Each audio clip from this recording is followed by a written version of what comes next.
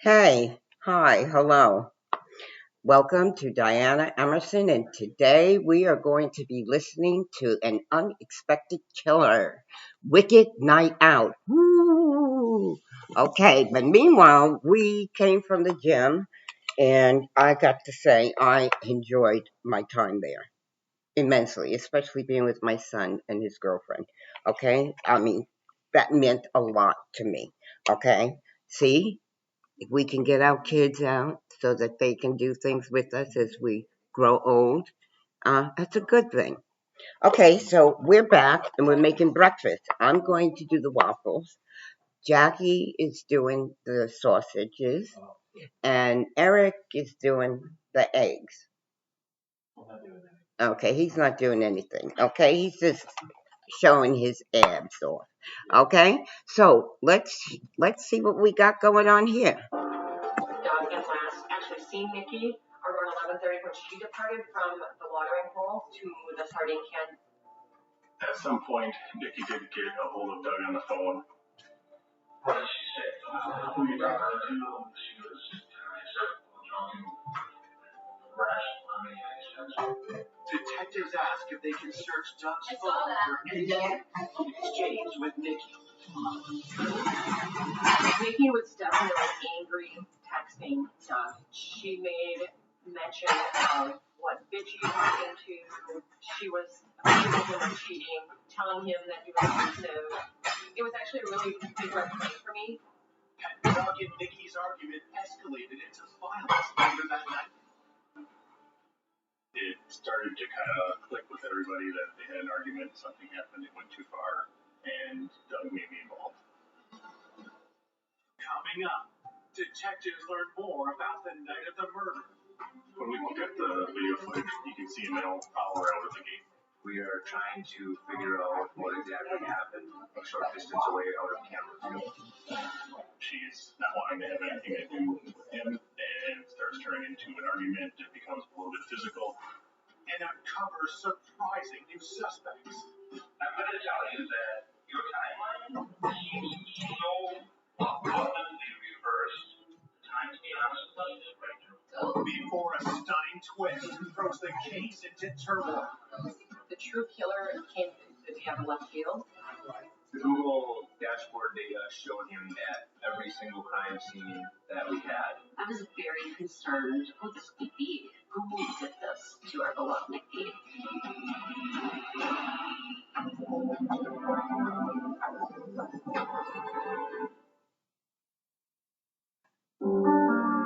After confirming that the body discovered in a farm field is 31-year-old mother of three, Nikki Vanderhyde, police suspect that her violent murder may be linked to an angry exchange of texts she had with her boyfriend Doug the night she was killed. The text messages definitely led us to believe that if Nikki would have made it home, and if she would have had contact with Doug, there would have been some sort of altercation.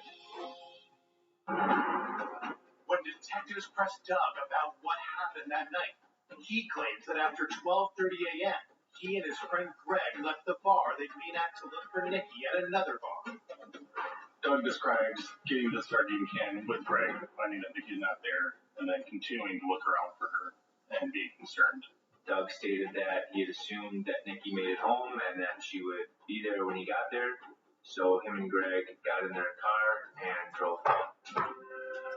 With Nikki's two older children away for the night with their father, Doug says he got home to find the babysitter and his son, but no Nikki. Nikki and I was just out there wherever she was, with a friend or whatever. And with that was she she did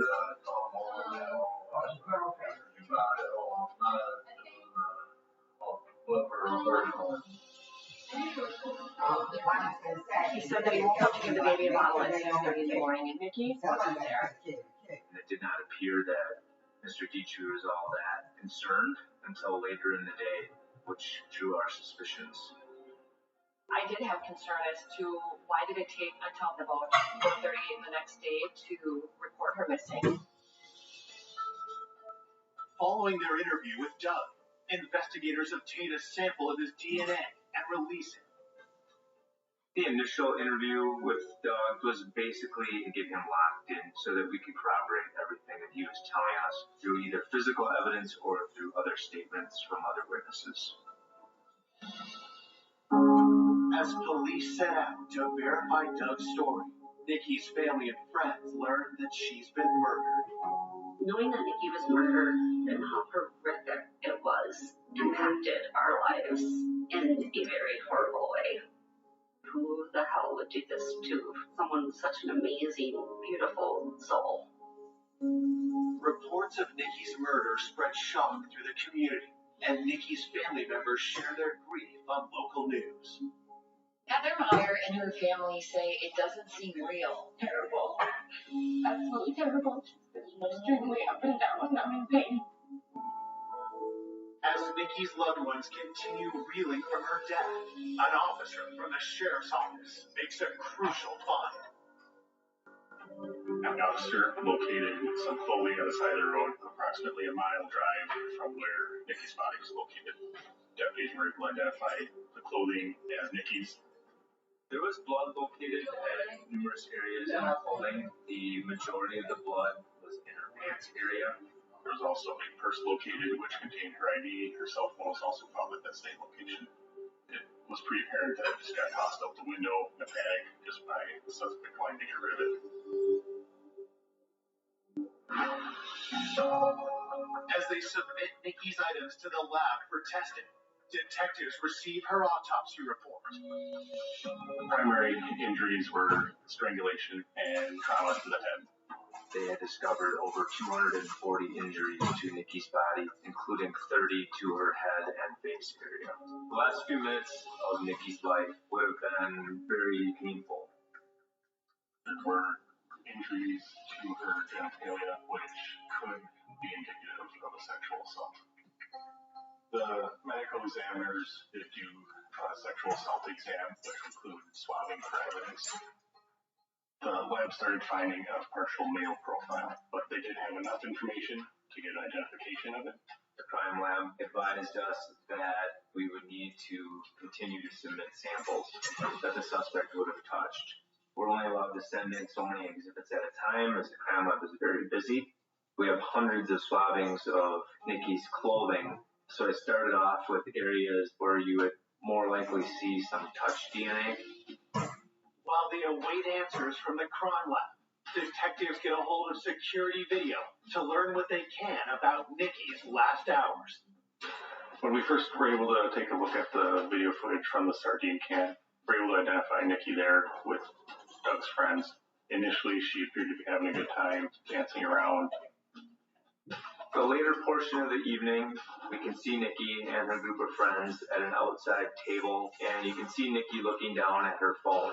You can tell by her body movements that she is upset. And eventually, she gets up and storms off through an entrance that they're sitting nearby. What detectives see next catches their attention. After Nikki leaves, you can see a male following her out of the gate. Police ask themselves, who was this man, and was he involved in Nikki's murder? We knew that his information was going to be vital. That was the last time Nikki was seen before she was killed. We wanted to know everything that he saw and heard because he's the last known person that we knew that saw her alive.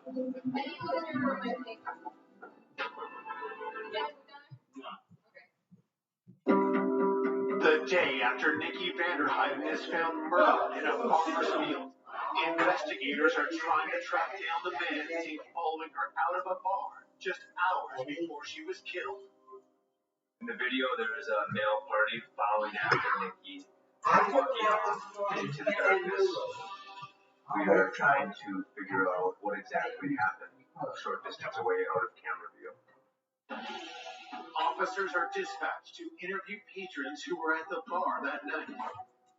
Based on the interviews with witnesses, we knew that it was Aaron Kalinsky. This was a friend that they were with earlier in the night. Police track Aaron down and bring him in for an interview. Aaron advised us that Throughout most of the night, Nikki was having a great time. And then at some point, he saw a mood shift in her. He basically had said that Nikki was trying to get a hold of Doug and that he wasn't responding. Nikki ultimately became very angry. That's when she left the sardine can. But Aaron describes following her and trying to convince her to come back and get a taxi or an Uber to go back home. What Aaron says happened next raises detective suspicion. But she's not wanting to have anything to do with him, and it starts turning into an argument and becomes a little bit physical.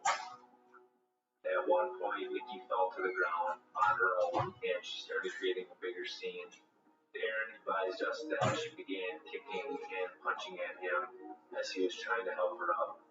He had tried to tell her, hey, we can get you home, you can come with us, but she refused. Aaron noticed that there were people in the neighborhood seeing what was going on, so he decided to just leave it alone at that point. Investigators wonder if there's more to the story than Aaron's telling them. We were actually able to find those people, and they indeed remembered a female and male. There were two. Come on, Alpha. Or just one. You watch the video, Aaron does return a very short time later. And based on the other statements from the friends who were with the group, we knew that Aaron was really going to get wrong. Yeah, no, I'm saying with you. Come on now, go outside. Look at him. You won't go outside now. You know something's up. You know something's up. Leaving in an Uber, and there was no indication that they had come back to the area. I really feel good. I know we're listening to this. With Yes. Aaron crossed off the list, police continue scouring the bar security video for clues and find something unexpected. We eventually saw Doug and Greg arrive there. Doug told us they're looking all over for Nikki, but the video showing that he and Greg go to the bar to start hanging out. It definitely isn't consistent with the sense of concern that he was initially talking about. According to the surveillance video, Doug and Greg stayed at that sardine can until about 2:15 in the morning. And the fact that Doug said that they did all this looking well at the sardine can told us that he's not being entirely truthful with his efforts to locate her. Detectives wonder if Doug had misled them about his concern for Nikki. Was there something he was hiding? Just the mere fact that he didn't know where his girlfriend was and didn't appear to care all that much was a red flag. With their suspicion growing, police reach out to Nikki's family to learn more about her relationship with Doug. Nikki's mother and sister, they both voiced concerns of Doug's behavior. Really, really rocky during their having in their relationship. She was very controlling. That's serious. You're pretty good. Yeah. Nikki's mom, as well as her sister Heather, both say that they wouldn't be surprised if Doug was the person that was responsible for this. Investigators search Doug's name in police records and make an alarming discovery. Checking police records, we did locate past girlfriends that accused him of being abusive. There was at least one incident that was reported to police, but was never charged. Police contact the woman who filed a complaint against Doug and ask her for more details. When you're charging, it would be He would, throw stuff, break stuff. Just really controlling. He's really manipulative. so when we saw that, that was obviously very concerning to us. He attacked me at the ankle. Despite learning that Doug's ex-girlfriend had a prior assault conviction and that Doug had never been formally charged for domestic violence, investigators remain suspicious.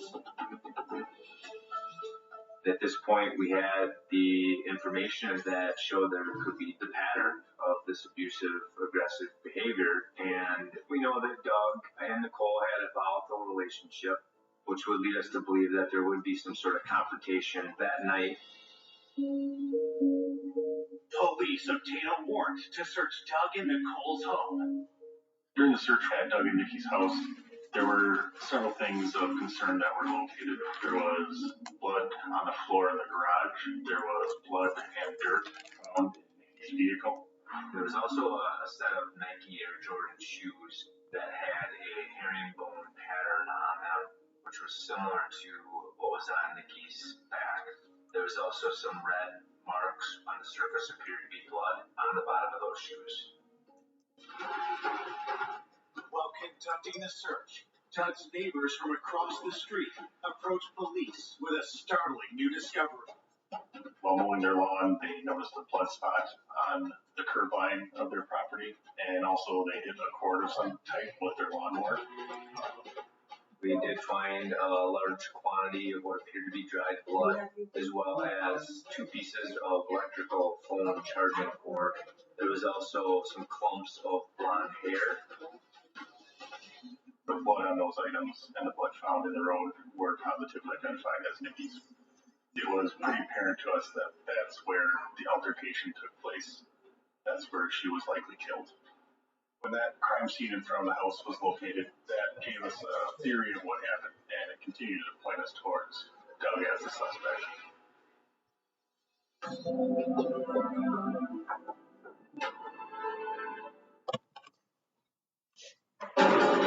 After determining that Nikki Vanderhyde was likely murdered on the street in front of the home she shared with Doug Dietrich, investigators are weighing a growing body of evidence against Doug. This evidence that we found is kind of emboldening what we had initially thought, that Nikki got home, an argument ensued between her and Doug, and this incident took place in the street, and somehow some of that evidence would have gotten transformed into the garage and then into Nikki's vehicle.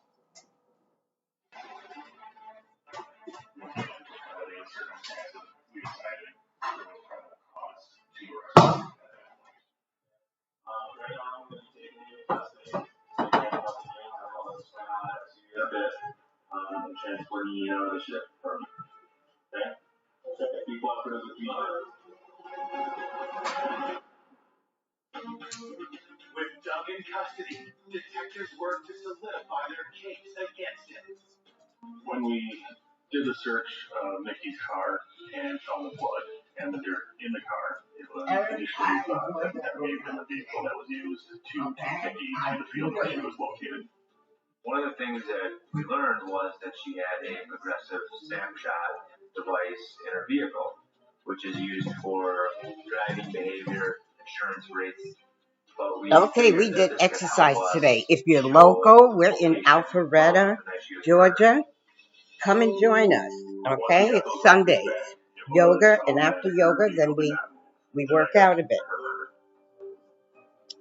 Let's see. At that point, all kinds of questions are still out there. The big one being if I was involved in this, how Doug may have moved her.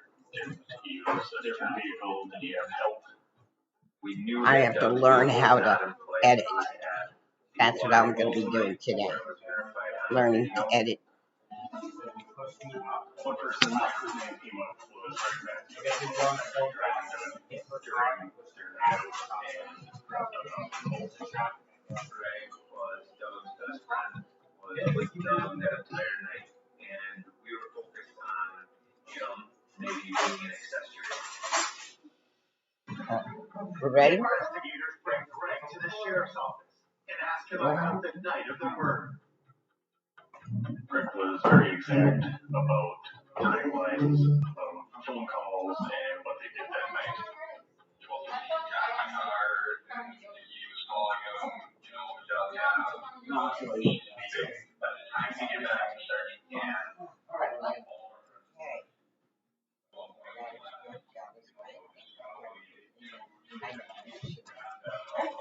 Last night I was so...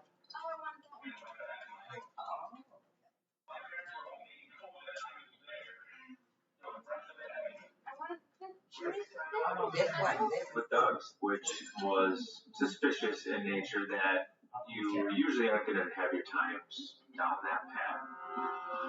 I'm going to tell you that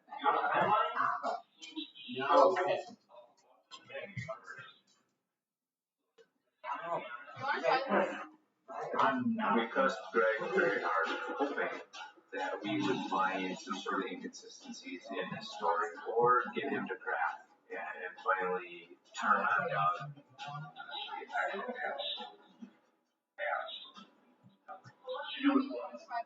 Yeah, I don't want to be at that point.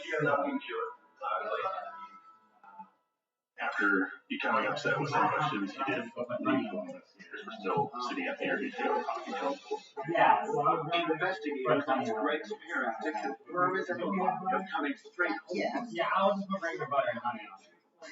AM. You want regular butter? I just want to try it first before I Only commit. going off of what he told them. They didn't physically see him or have any first-hand knowledge. They don't mind. Can't have an entire law. Detectives keep Greg on the board as a potential accomplice to Doug. They received DNA test results from the crime scene. There was little to no sign of Doug's DNA anywhere on Nicole's body or clothing. Doug's DNA profile is not matching up with an unknown male DNA profile that we're finding on those items.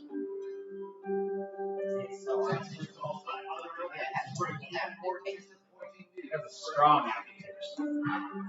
It turns out the blood on the floor of the garage was likely from a turkey that Doug had killed while hunting. The blood in Nikki's car was from one of her other children, and it was not Nikki's. What we thought was blood on the bottom of the shoe tested inconclusive for blood. So all those things that we thought we believed to be Nikki's blood turned out not to be. We also got location data from Doug and Greg's cell phones that corroborated their account of where they were that night, down to the times they left the bar, the road they took home, they got back to Doug's house, and from there. With no concrete evidence linking to Nikki's murder, authorities released him from jail. Doug's DNA isn't really showing up where we thought it was going to be, and there's still this unknown male profile that really threw a curve at us. Police believe that Nikki was murdered in front of her own home. But if Doug hadn't killed her, who had? I was very concerned who this could be, who this monster could have been that did this to our beloved Nikki.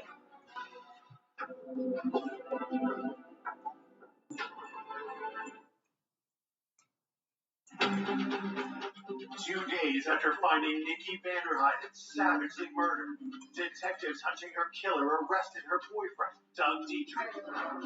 But when DNA evidence exonerates Doug, detectives turn their focus to one urgent question. The biggest question we had to answer outside of who did this was how did she get home? We spent countless hours video surveillance every single Nikki's residence and a sardine can. We had investigators watching every single footage to see if we could catch either her walking or crossing the river to get to that sanitarium. We were running out of these. It was frustrating at times. Still hoping for a DNA match to the killer, investigators continue sending the crime lab samples of Nikki's clothing found at the side of the road. We picked 10 items at a time for testing. We're looking for any items that we believe might contain more of this unknown male's DNA, hoping for a full profile. We ended up sending a batch that included the socks that Nikki was wearing, still when her body was found. The crime lab were able to get enough of a profile of that sock to be able to enter it into the CODIS system. The suspect got some touch DNA on those socks. Entered into the National DNA Database, the profile returns a hit that takes investigators by surprise. The DNA hit that we received was that of George Stephen Birch, who was from the state of Virginia. As far as we knew, he had no relation to anybody that was with Nikki that night or Nikki herself. All the information we had was leading us towards Doug, so once we got that DNA information, it was very surprising. George Birch was in and out of prison on the East Coast, and at some point earlier in 2016 had moved to the Green Bay area. So we start digging through the Green Bay Police Department records, see what we can find out about him. George Stephen Birch was contacted by the Green Bay Police Department a few weeks after the homicide for a hit-and-run car accident. It was a Chevy S10 Blazer that was found a short distance away from where Mr. Birch was staying. At the time, he was questioned about it and claimed that the vehicle must have been stolen.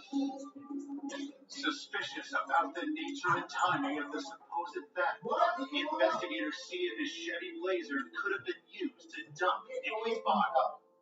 I don't do this very I just see why you have an aneurysm. You try and bite me. And we found it to be Go away. very near Go the away. Will that make you stop? Detectives find even more evidence connecting George to Nicky's last known movements. We knew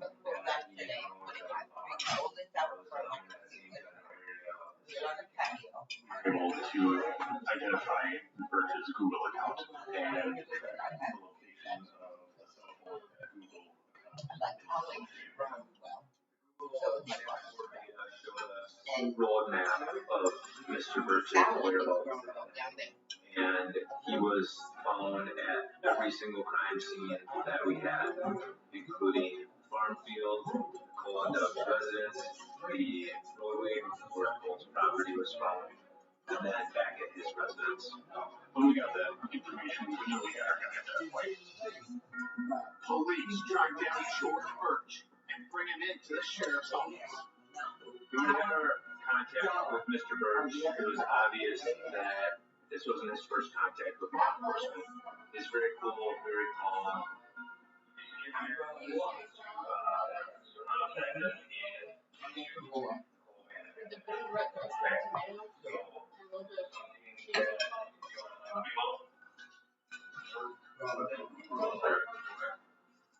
Birch didn't provide any details or provide his version of events of that evening.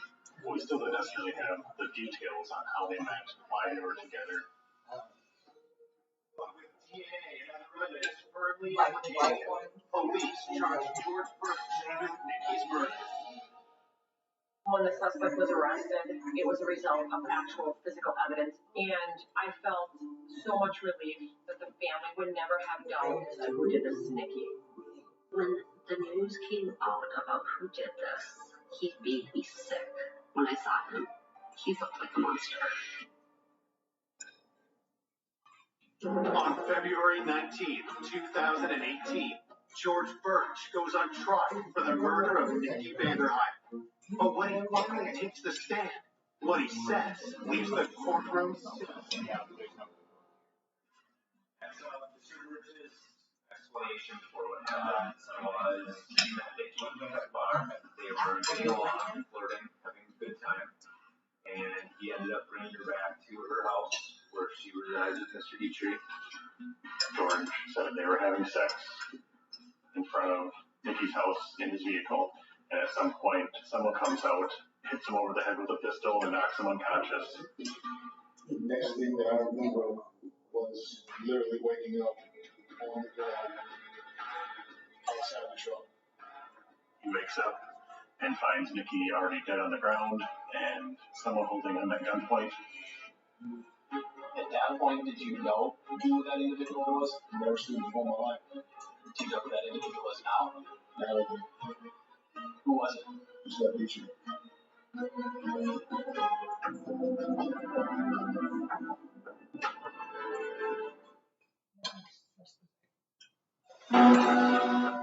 Investigators believe that 31-year-old Nicky Vanderhyde was brutally murdered by convicted felon George Birch. But at trial, George blindsides everyone by claiming that Doug Dietrich was the one responsible for Nicky's death.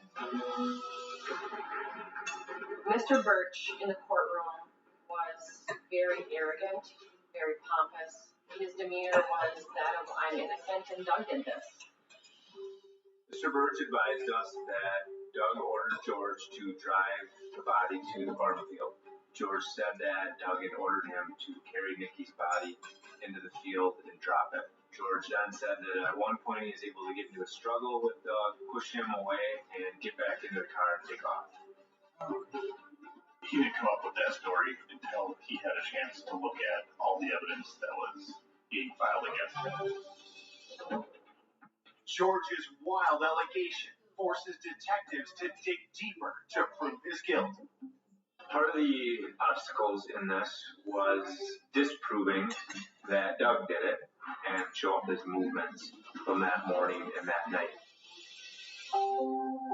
During the investigation, we learned that Nikki had given Doug a Fitbit device as a gift. So we realized that Doug was wearing that Fitbit device during all our contact with him. So we're able to review the information on the Fitbit device when he was home, going to sleep, and waking up. Based upon all the Google dashboard data that we had from George, we knew at what time he and Nikki arrived back to Doug and Nicole's residence. So we were able to look at Doug's Fitbit to show that at that time that George and Nicole were outside. Doug was sleeping and in fact out murdering his girlfriend and disclosing her body. Prosecutors used the location tracking evidence to demolish George's story.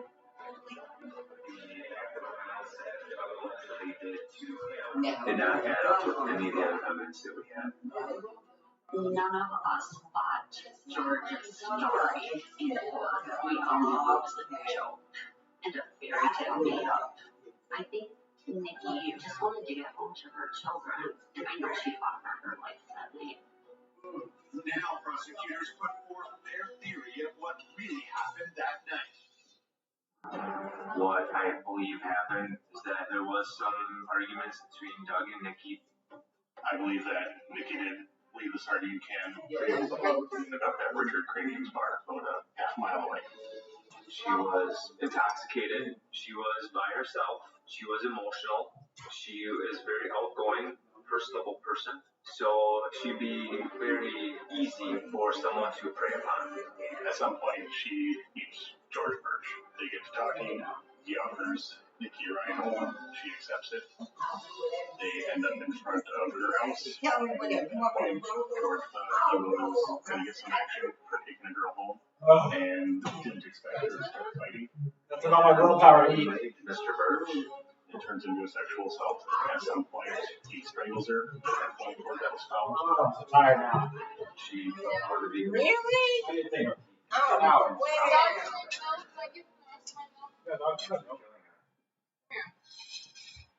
And loading her up in his vehicle. If it's a man walking green milk. Everybody.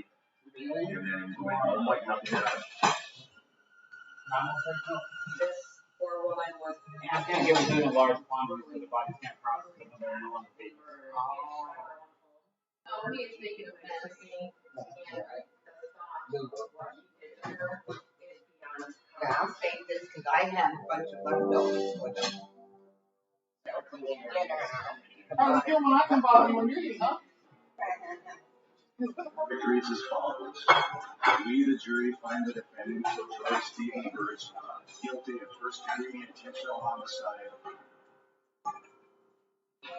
For murdering Nikki Vanderheiden, George Birch is sentenced to life in prison without parole. Behind The true killer of this homicide came completely out of left field. I felt extreme relief for the family that someone was going to answer for this extremely heinous, horrific crime. He's going to prison for the rest of his life. That was music to our ears. But we still knew it wasn't going to be hard. Okay, no, the people who's coming tomorrow. Which is a newborn. She had her entire life ahead of her and a lot of things to accomplish and a lot of friends and family that miss her. She was an incredible human being, a great mother, and she should be recognized as that. Good meeting, guys. Despite the pain Nikki's lost, I can have her friends and loved Never, ones oh, are you to can't, look Nick. for Oh, memories. I don't know what's I just, yeah, are we trying to throw some bait here? He's like, hey, that's it. Throw some shade. Good meeting, guys. I love to remember Nikki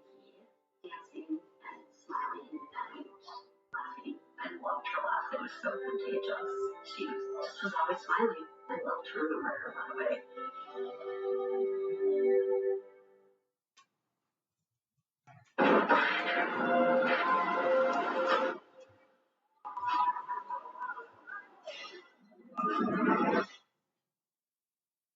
A vibrant, outgoing young mother of three.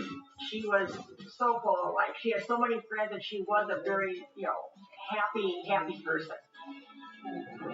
Murdered in the safety of her own home. The victim had been stabbed multiple times in the chest area. It looked like somebody had tried to carve her heart right from her body. Investigators discovered a history of troubled romances. He drank incessantly. It caused a lot of problems. He had repeatedly been trying to get more visitation with his son. He was really upset about it. He was just furious that she was having a baby. However, as time progressed, the leads started drying up. Just when police think they might never catch the killer. The police were contacted by a young woman. And she said, hey, I got this inkling in my stomach. Can you check out this person? New evidence leads to a culprit no one saw coming. When I walked out of that house, I said to myself, my God, he did this. His rage, his obsession just consumed him. How could someone commit such a horrific, violent attack And continue to live among us for another 8 years.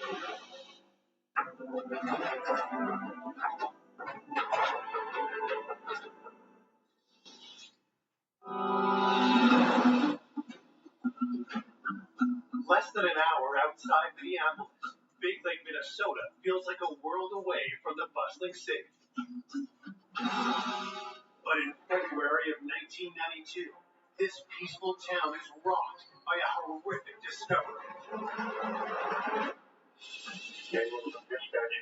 What's your problem?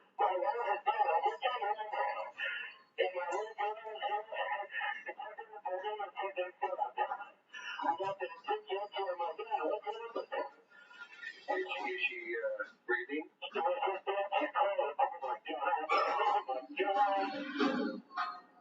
The caller, Charlie Jensen, says the victim is his wife, 39-year-old mother of three, Linda Jensen. At about 4:18 p.m., I received a call in my office from my lieutenant who indicated that a homicide occurred in Big Lake Township. While patrol officers take Charlie and the two children away from the home, detectives arrive and begin their investigation. When I entered the scene, I entered the bedroom, saw the victim lying at the foot of the bed, face up, ascertained obviously that that person was dead. She was naked. She had a comforter over her body with a large knife, pinning the comforter to her body, having been stabbed right through her chest. The victim had been stabbed not just once, multiple times in the chest area. There was some dry blood on the corner of her mouth. The individual was cold to the touch. The victim appeared to be dead for quite some time. Even for seasoned detectives, the viciousness of the attack is shocking. I thought it was a horrific overkill with the knife. It looked like somebody had tried to carve her heart right from her body. My theory was the perpetrator was really angry with the individual, and that's why he had stabbed her in such a heinous way. The knife appeared to be like a kitchen steak knife. It was later ascertained that the knife itself had been taken from a butcher block in the kitchen of the residence. After finishing up with the body, investigators examine the rest of the home for clues. There was nothing that appeared to be out of place whatsoever. The house may have been a little on the messy side, but there was no signs of any of the drawers being opened, nothing being disturbed. I observed that there was no sign of a forced entry. It was really actually kind of a clean crime scene, other than the homicide itself. No fingerprints, no blood samples. As detectives continue searching for evidence, news of Linda's murder reaches her family. I got a phone call from Charlie, and he said, we lost Linda. Linda's dead. She's been murdered. I was screaming. Just screamed and screamed and screamed because she was gone. I didn't want to believe it. Born in a Minneapolis suburb in 1952, Linda had 3 siblings. Linda was my dark-haired sister. Beautiful, beautiful sister. She was so full of life.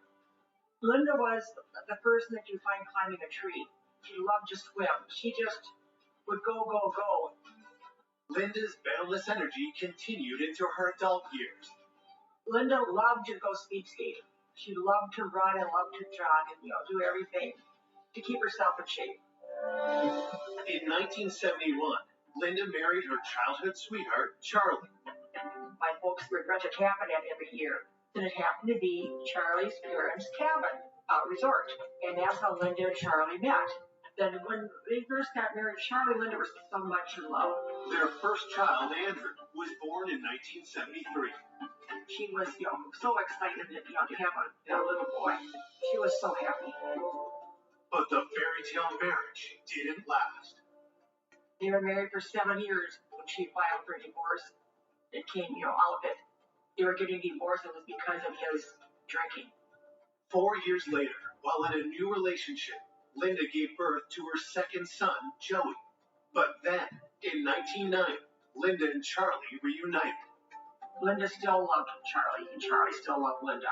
They remarried on April 4th, 1991, which would have been their 20th wedding anniversary. She was so happy. She was so content. And then she had Lisa on June 12th, 91. As Linda, Charlie, and the 3 children settled down in Big Lake, their future looked bright. She just loved it in Big Lake. They had a few acreages. She was so together with her life. She had so many friends, and she was a very happy person. Now, Linda's loved ones are left asking who took her life so viciously and why. They were very devastated about what occurred to her, and so we wanted to solve this case as quickly as possible. They no longer have a mother or a spouse, and it was a very, very tragic case indeed. Having established a clear picture of their victim, detectives turned their attention to Linda's husband, Charlie. Usually in an investigation, especially a homicide investigation, usually look at the person closest to the victim. Charlie appeared very upset about the situation, but he was coherent. He was able to give us information. When investigators asked Charlie about the day of the murder, he tells them it was an ordinary day. He went to work that morning, while Linda stayed home with the baby.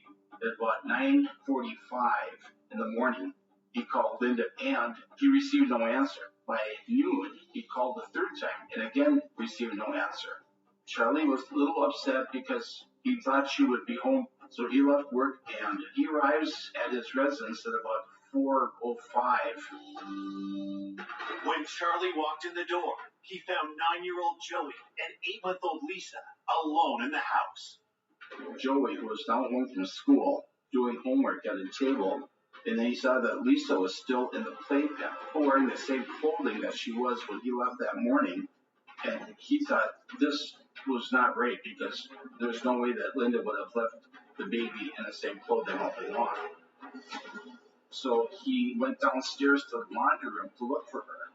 He could not find her, went back into the bedroom again, and went further into the bedroom where he then observed Linda lying on the floor. He indicated to me that the comforter was higher up on her body, and he apparently pulled it down. He also indicated that he touched the knife, and so he said if his fingerprints would have appeared on the knife, that is his reason.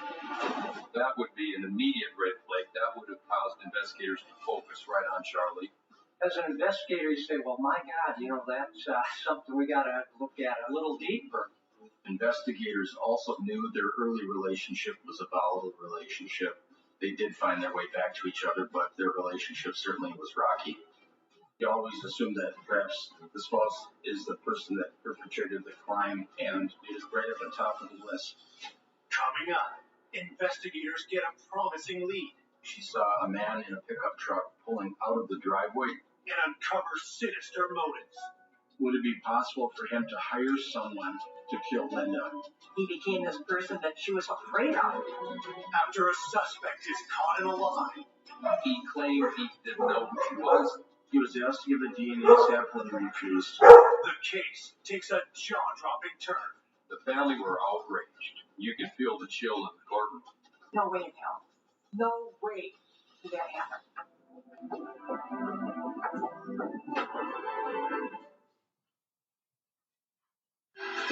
Police are investigating the brutal murder of 39-year-old mother of three, Linda Jensen. Their first suspect is Linda's husband, Charlie, who has just admitted his fingerprints are likely on the murder weapon. He indicated that he touched the knife. He never pulled it out, but he did touch the knife by the handle. Is Charlie trying to cover his tracks? Searching for a possible motive, detectives ask why he and Linda divorced 14 years ago. Charlie indicated that they had a good relationship. The only reason the marriage broke up was simply because of his drinking. Before Linda and Charlie got married, the first marriage, Charlie got sent to Vietnam. What he went through in Vietnam, and might be drinking because of that. He drank incessantly. It caused a lot of problems in the marriage. So eventually, by 1978, Linda sought a divorce. When Linda and Charlie remarried in 1991, Charlie had stopped drinking, but other demons remained. Charlie had, really kind of given up his partying. He became more of an adult, but yet what he went through in Vietnam always stayed with him. Had Charlie's old issues returned, this time with fatal consequences? Investigators get to work checking Charlie's alibi. Charlie indicated that he left the residence at about 6:15 a.m. to go to work. And he proceeded back to his residence at about 4:05 p.m. We retraced his steps and we talked to a fellow coworker who verified the time that Charlie had arrived at work and the time that he left. At no time during that day did he ever leave. Before detectives let Charlie go, they take a sample of his DNA. At that time, we could do a little bit of DNA testing, but it hadn't reached the point where it could identify a suspect positively. So the investigative team was collecting DNA samples and then preserving it. Charlie was also asked to do a polygraph test, which he did. He passed the polygraph test and was eliminated as a suspect. Everything he said was down to the wire. He could not have been the perpetrator of this crime based on the timeline. While investigators search for their next suspect, news of the murder leaves Big Lake residents fearful. This crime was a shock to the community. It was a smaller community, and they didn't have many homicides. To think that somebody is still out there walking the street, and you don't know who. What would be worse? Your house is supposed to be your safety, and to know that she was murdered in her house, that somebody decided to play God and take her life. Who would do that? 24 hours into the investigation, detectives receive their first tip. The investigative team got a call from a rural mail carrier who had claimed that she'd been by the Jensen house on the day of the homicide. The mail carrier arrived at the house at around 11:30 that morning, and she said at the time she saw a man in a pickup truck pulling out of the driveway, and she said she got a pretty good description of the man. The postal worker described the truck as an older truck. I believe it was tan, two-tone tan, and it was occupied by a Caucasian male, late 30s, early 40s, kind of a scruffy guy with a beard. We had a sketch artist that was involved in trying to recreate the picture of that person that the mail carrier supposedly saw. The sheriff's office did release that sketch to the media, and it was widely publicized. While investigators wait for witnesses to identify the driver of the truck, officers are sent door to door around Linda's home. At this point, he had no leads whatsoever, so that was the first place we started looking at the neighborhood itself. And I've had cases in the past that were solved by people that observed something. On this canvas in particular, we're looking to see if any of the neighbors had seen anything or seen a truck or anything suspicious that morning. When detectives hear that Linda's neighbors, the Jones family, may have seen the pickup truck, they immediately knock on their door. Kent Jones was a scout leader. He had 4 children. told me that he could name the person that the mail carrier observed leaving the Jensen residence. And at the time, he told us he was at home and his wife was present, and he didn't know Linda Jensen. Deborah Jones confirms that she has seen the pickup truck around the neighborhood, but neither she nor her husband can identify the man seen driving the vehicle. We went through the entire neighborhood asking the same people basically the same questions, but no one really knew the guy in the truck. So we were really disappointed. Detectives decide to turn their attention toward the other men from Linda's love life. After Linda and Charlie divorced in 1978, Linda became involved with an individual by the name of Robert Beard. Linda had a child with him, Joey, and they were together for about 4 years before they separated.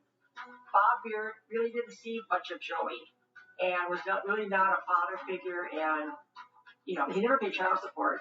He had given up custody, but Bob Beard had repeatedly been trying to get more visitation, and sometimes he wouldn't see the kid but once or twice a year, and he was really upset about it.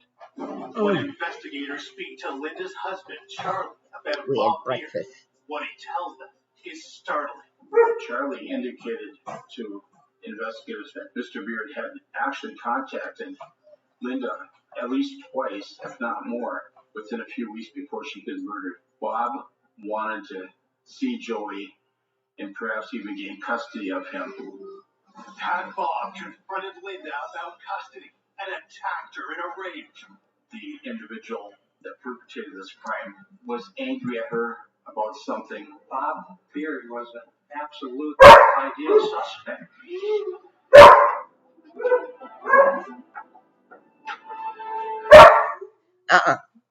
You know what you did. Detectives Okay? investigating the murder of No. Linda Jensen suspect she may have been killed Yeah. by her ex, Bob Beard, in a battle over custody of her son. The investigation turned Linda had been with the guy, and he was kind of a bad actor. According to the family, Linda was concerned about Bob due to his anger issues and the fact that he was drinking and using the drugs. Did Linda and Bob's dispute turn fatal? Detectives bring Bob in for an interview. I questioned him, when were you last in contact with Linda Jensen? And he indicated, God, it had been a long time, so I confronted him with what Charlie had said, and he denied it. He said, no, I haven't been in contact with her. If he was giving false information, that would make him look very suspicious as a possible perpetrator. Investigators asked Bob where he was the day Linda was murdered. During the interview, he admitted that day of Linda's homicide that he'd been at home alone and had no alibi other than that. I was home alone, he said. Beard told investigators that he had no car and that he wouldn't be able to walk to her residence. After providing this information, he then lawyered up, indicated that he would not speak unless his lawyer was present, so that was very frustrating. Usually when a person wants a lawyer present, that usually indicates to us that they have something to hide. Bob remains on the suspect list, but with no concrete evidence tying him to Linda's murder, police are forced to let him go.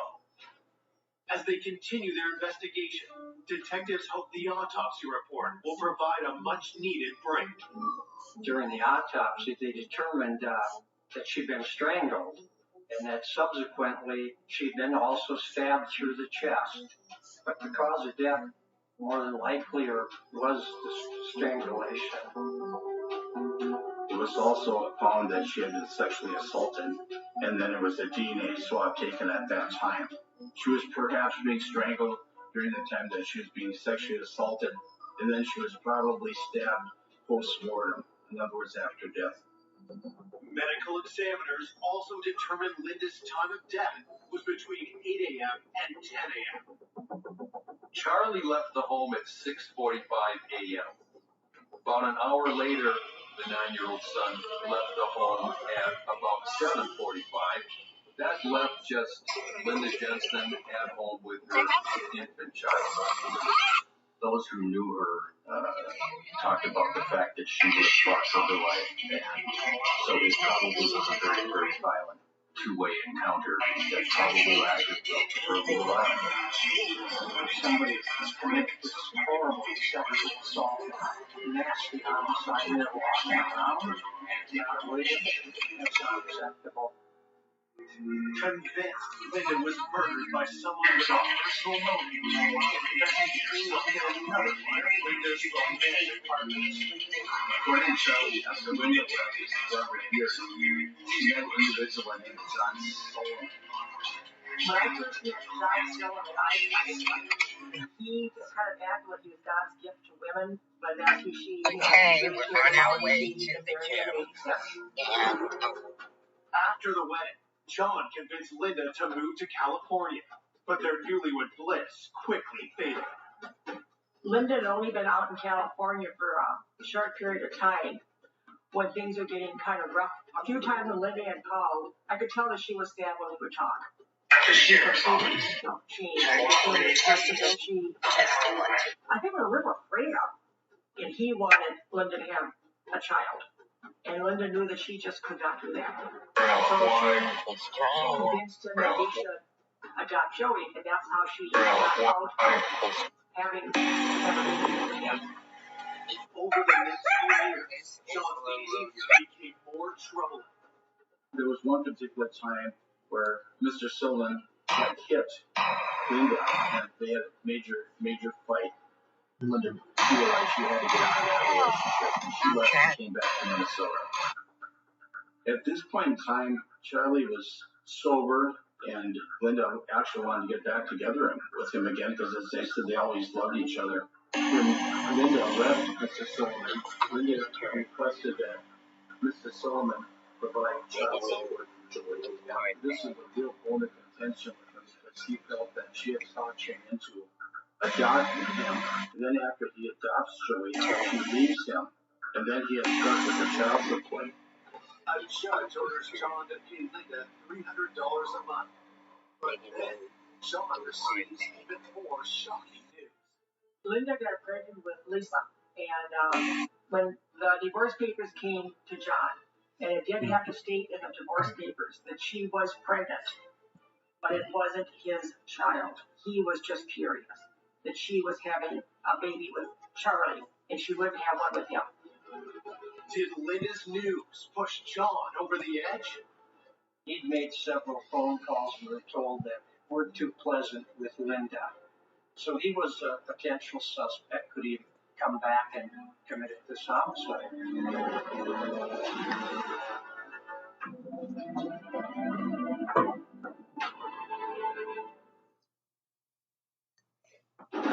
4 days after the shocking murder of Linda Jensen, police have learned her abusive ex-husband, John Solomon, was enraged over her child support demands and news of her pregnancy with another man.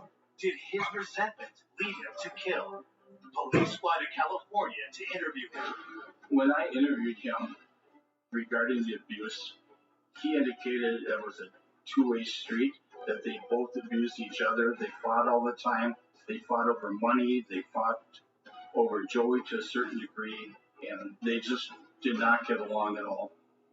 John had motive to want Linda dead, but investigators need to know if he had the opportunity. During the time of the murder, John would have been working at the elementary school in King City, California. And according to the people we spoke with at the school, he never left the school that entire day.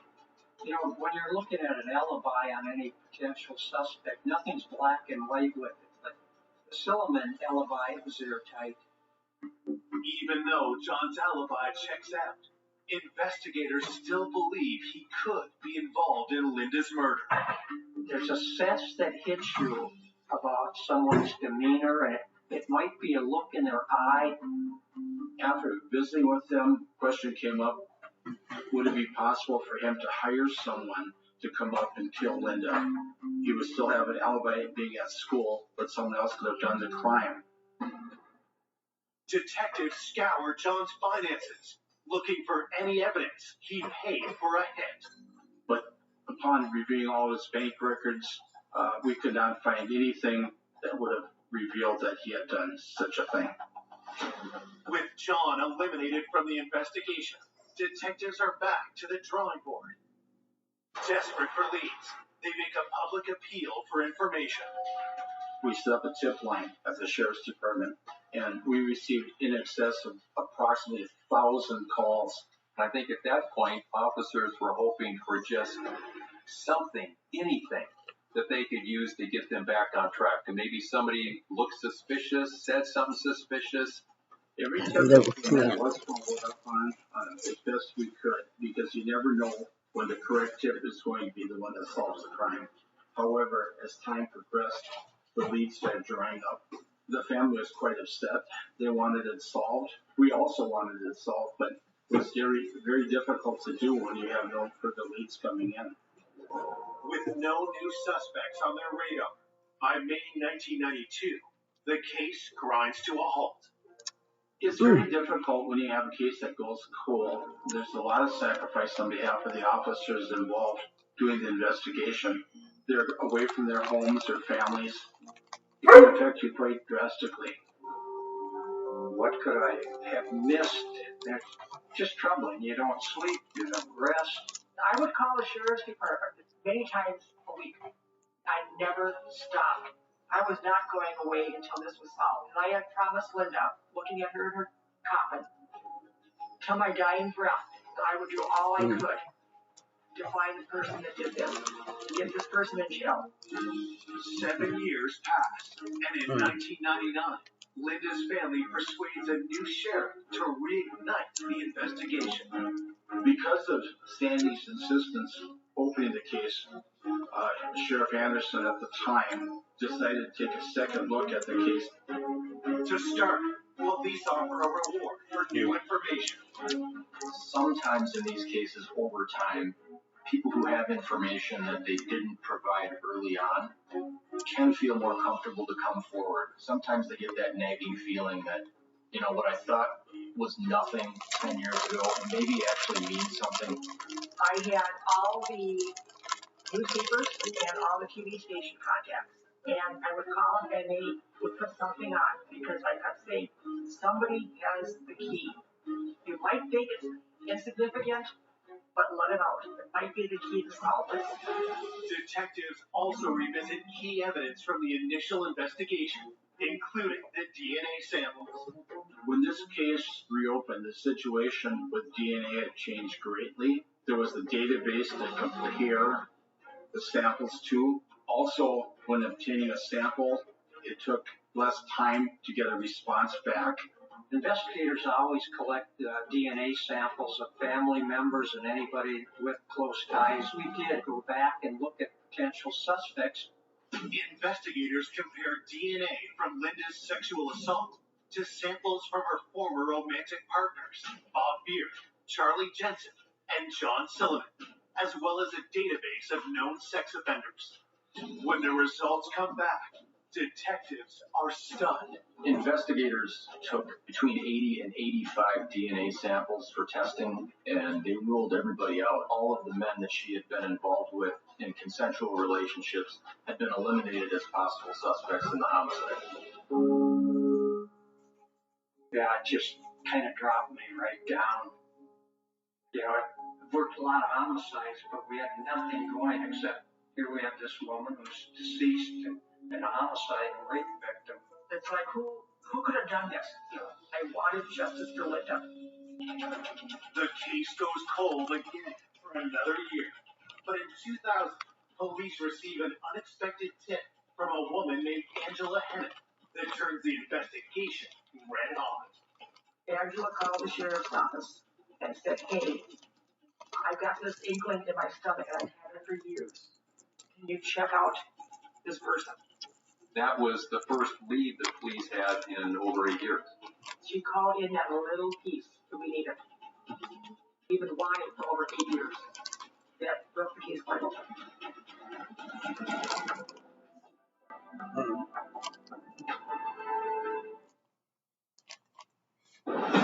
Police investigating the 1992 cold case homicide of Linda Jensen have just received their first tip in 8 years. Detectives are stunned when caller Angela Hennon points them to someone familiar. Angela identified herself as a prior acquaintance of Kent Jones.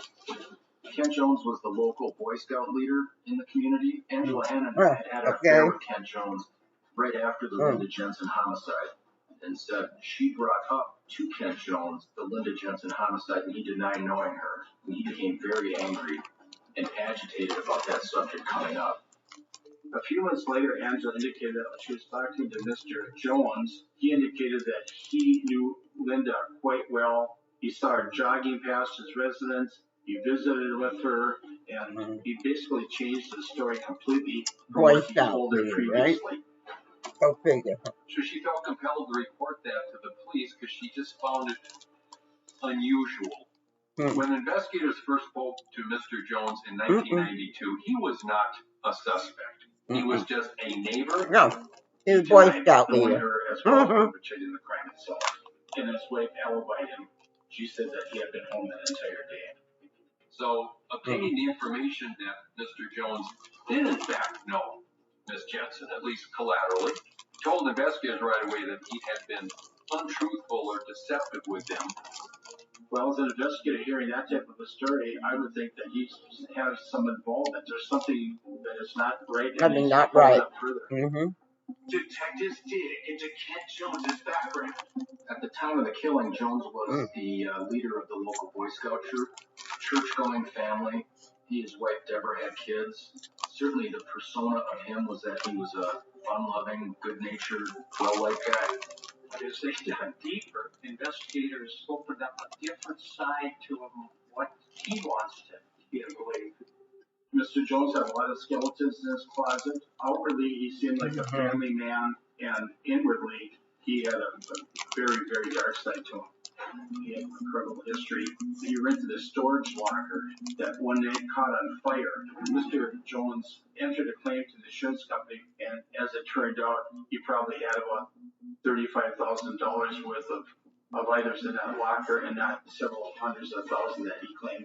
It was an overclaim, and he was subsequently investigated and charged with defrauding the insurance company. Investigators then discovered an even darker Can't do side wrong. to the father of four. There'd been some suspicion that he'd been abusive with his wife in the past. I read a report that Mrs. Jones had been stabbed. So, then the wife lied about him being home. He was abusive. She didn't want to say anything probably at that time. That had been put into the dishwasher handle down. And I think some people looked at that and wondered, did that really happen that way? That just doesn't make sense. Investigators were very suspicious about those circumstances. She, however, stuck to that story and never pursued any charges against her husband. If Mr. Jones was the person that stabbed her, this is in line with the same thing that happened to Linda Jensen, in that she was stabbed, and it shows that he has a propensity for violence. Armed with the disturbing new profile of Kent, detectives pay him another visit, this time as a suspect. They went back to re-interview him and asked him again if he knew Miss Jensen or knew anything about her. He claimed he knew nothing about her, didn't know who she was. Present at that time was Kent Jones' wife, and she indicated, no, don't you remember? She was here visiting you about Joey joining the Cub Scouts. And he got very angry with his wife at that point. Caught in a lie. Kent changes his Mom knows. Okay? She admitted that she used to jog by his house, and they had had conversations in the past. They also asked him point blank if he had had any kind of an affair or if he was involved sexually with Miss Jensen, and he became angry and very defensive. At that point, he was asked to give a DNA sample, and he refused. After 8 years of investigation, he was the first person to refuse to provide a DNA sample voluntarily. That, of course, raised another huge red flag. When I walked out of that house, I said to myself, my God, he did this. I had such a strong feeling that it's not evidence. Officers went to the local district court judge and applied for a search warrant in order to obtain a DNA sample.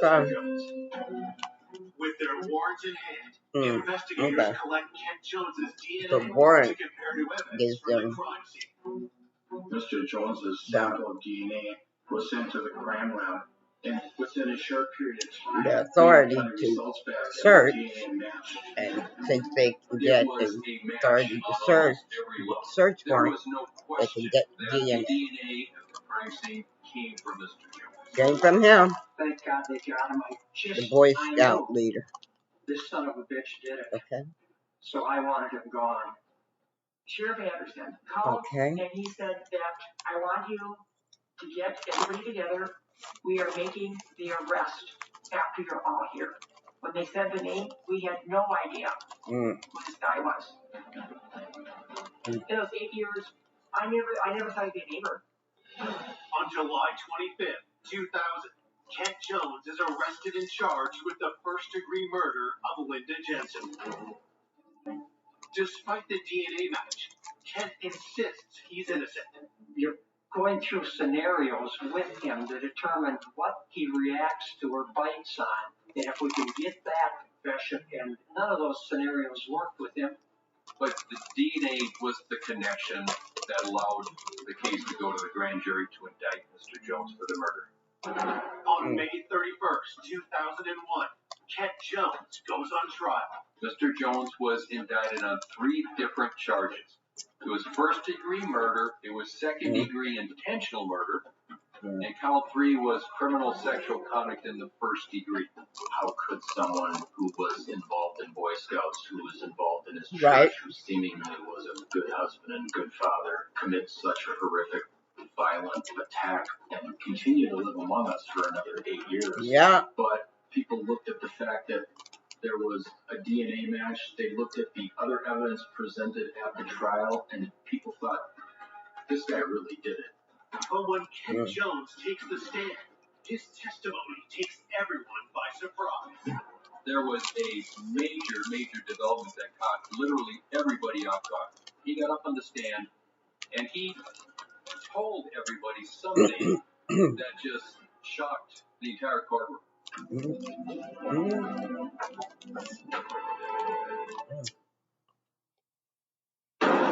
9 years after Linda Jensen was raped and killed, neighbor Kent Jones is on trial for first-degree murder. Is he going to say he was having an affair with her? His defense Probably stunned DNA. prosecutors. Under oath, An affair? in court, in front of the jury, he testified that he had actually been having an affair with Oh, Linda Jensen. how did I know that? Mr. Jones's defense Okay. that he Okay. was having consensual sex with Linda, Mhm. and that's why they found the DNA when they did the autopsy of Linda. The family were outraged. You could feel the chill in the courtroom. Mhm. No way could that happen. He Mhm. murdered my sister, and he's trying to murder her reputation. That how dare he? Mhm. And I had to tell the family, I am sorry, but this is Mr. Jones' day in court. The jury can disbelieve it if they want. That's up to them. But there's no way legally I could prevent him from presenting his defense. Each time he changed his story from I don't know her to, oh yeah, I knew her because she jogged by my house to, wait, we did meet once to talk about Boy Scouts to, we had a consensual affair. It wasn't laughable, it was just sad. The decision rests with the jury. On December 8, 2001, they return their verdict. They find Kent Jones guilty on all 3 charges, and he is later sentenced to life in prison.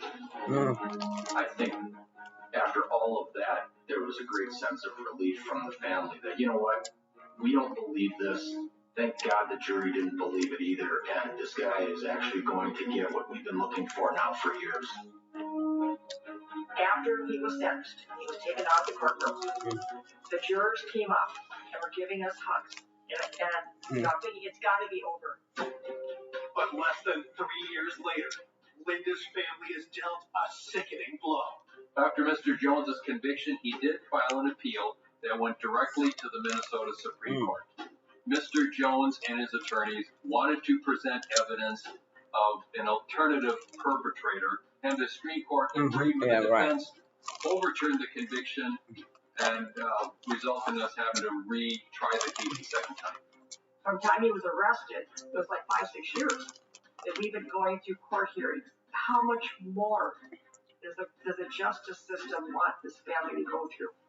Once the Supreme Court's ruling came out, people started to question whether Jones was going to be released. Were they going to now have barriers at a second trial that might lead to a not guilty verdict? In November 2006, Kent Jones stands trial again. On the second trial, out of the blue, he decided he would name Charlie Jensen as the alternative suspect.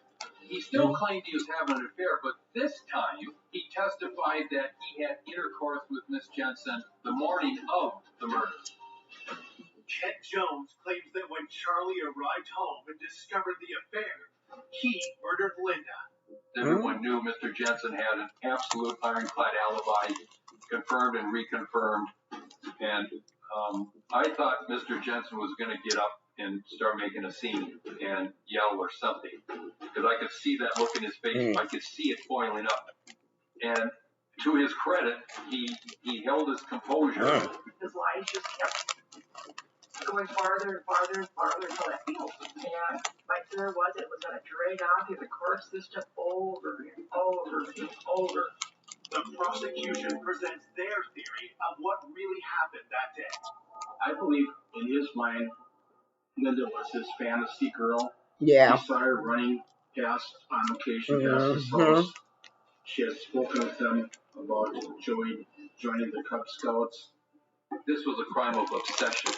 He knew she was home alone with just an infant. For whatever reason, decided to act on his impulse that had probably been building up for months and months. That's sad. Mr. Jones went over there to visit with her, talk to her, try to induce her into perhaps having sex with him. He probably got rejected. He got furious. And this was his moment, and he took it out on her. I think his rage, his obsession just consumed him. Forced sex on her, strangled her, and eventually killed her. After strangling Linda, Kent stabbed her several times, pinning the comforter to her chest. These are crimes that are committed by people that just lose control of any rational thought, and that's with no, honey. No. For the second time in 4 years, a jury convicts Kent Jones of murdering Linda Jensen, and he's again sentenced to life in prison. I was really happy for the Jensen family in particular, especially having to go through a second trial like they did.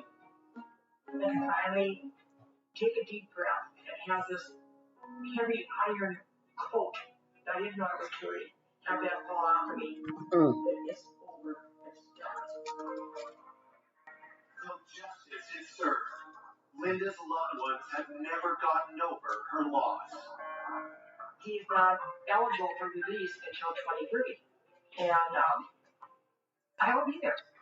I will do anything I can to keep this man in jail forever. He should not be able to enjoy life, because he did not allow Linda to enjoy life. There's times that I still want to call her. Yeah. I miss her. It's like, it's times I want to talk to my mom. And I realize I still talk to her. Only difference is she's not here with me.